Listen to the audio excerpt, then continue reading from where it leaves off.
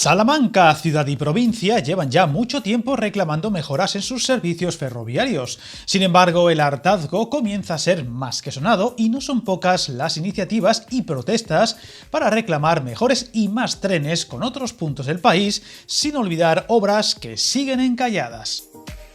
A pesar de su relevancia, una población de algo más de 142.000 habitantes, patrimonio, potencial turístico, sin olvidar su universidad, Salamanca sigue sin lograr los servicios que lleva reclamando desde hace ya mucho tiempo. Tal es así que todavía no se han restablecido las circulaciones y plazas que había antes de la pandemia, siendo uno de los últimos lugares donde esto no ha ocurrido. Una ciudad que hace poco se llevaba la buena noticia del progreso en el proyecto del Puerto Seco y del que informamos en un vídeo del canal, pero que sigue sin novedades positivas en trenes, frecuencias, plazas o avances en proyectos de mejora como la electrificación con Ciudad Rodrigo y la frontera portuguesa, un proyecto atascado por los problemas en la adaptación de los gálibos de los puentes que va a retrasar su culminación 2 años mínimo a lo inicialmente previsto y que sigue sin fecha.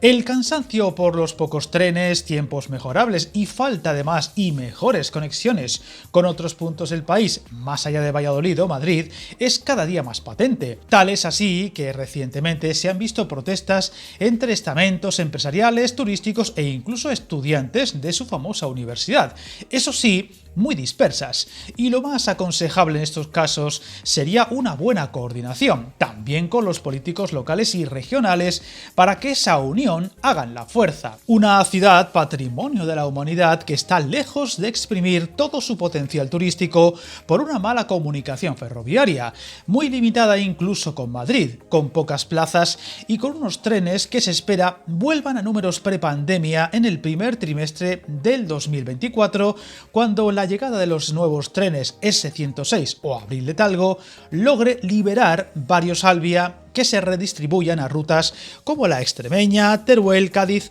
o la propia Salamanca. Viajar en tren nunca fue tan fácil. En trenes.com encuentra y reserva tus billetes de Renfe, Wigo, Irio y muchos otros países europeos. Vive experiencias únicas a bordo y recuerda, si vas sobre raíles, está en trenes.com.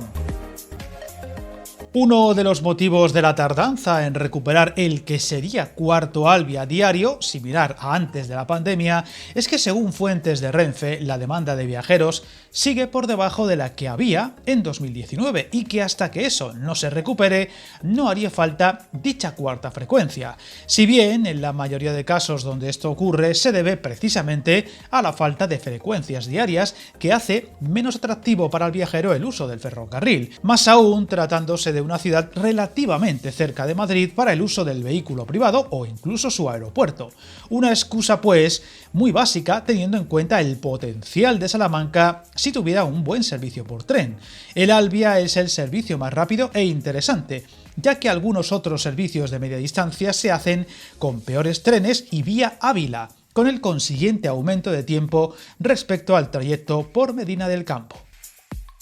El caso de Ciudad Rodrigo, tercera ciudad de la provincia con casi 12.000 habitantes, no es único, pues estas obras la han dejado sin tren desde 2020, pero otras poblaciones como Béjar, que supera los 12.000 habitantes por poco, es aún peor, pues aquí el tren dejó de pasar tras el cierre de la línea en 1985 y ahora se pelea por recuperarlo dentro del trazado de la Ruta de la Plata, proyecto del que hemos informado en varios vídeos y que ahora está en estudio de viabilidad.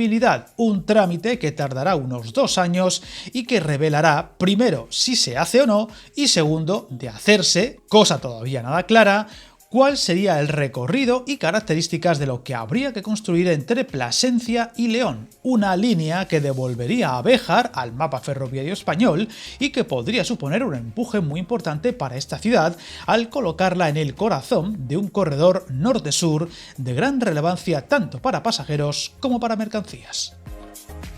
Salamanca sería una de las provincias más beneficiadas de salir adelante la reapertura de la Ruta de la Plata, al conectarse al fin tanto al sur, vía Plasencia, como al norte, vía Zamora y León, de forma directa, teniendo presumiblemente parada en alguna otra localidad de la provincia como Guijuelo y quizá Alba de Tormes. Por eso es uno de los lugares donde más patentes se están haciendo las protestas y reivindicaciones para que salga adelante y lo más rápido posible este proyecto. Una línea que, unida a la reapertura pendiente entre Salamanca capital, Ciudad Rodrigo y la frontera portuguesa, estrangulan la capacidad de toda la provincia. Otra obra que posibilitará mejorar sus conexiones con muchos puntos del país directamente por tren es la del Bypass de Olmedo, un tramo de apenas 8 kilómetros y del que informamos hace poco en otro vídeo del canal y que, a pesar de seguir los trámites, avanza lentamente y podría llegar más tarde de lo esperado y deseable, y que mejoraría mucho las posibilidades de esta ciudad. Sin duda, otro de esos casos de olvido y maltrato ferroviario que ahora parece, al menos, tener a una ciudadanía que parece ir despertando y reclamando más y mejor, aunque con detalles mejorables y pendientes como la coordinación, para ir logrando que se les escuche y esperemos que poco a poco vayan mejorando los muchos frentes abiertos y pronto podamos ir contando mejores noticias. Suscríbete al canal y recuerda que el camino más largo se inicia con un primer paso.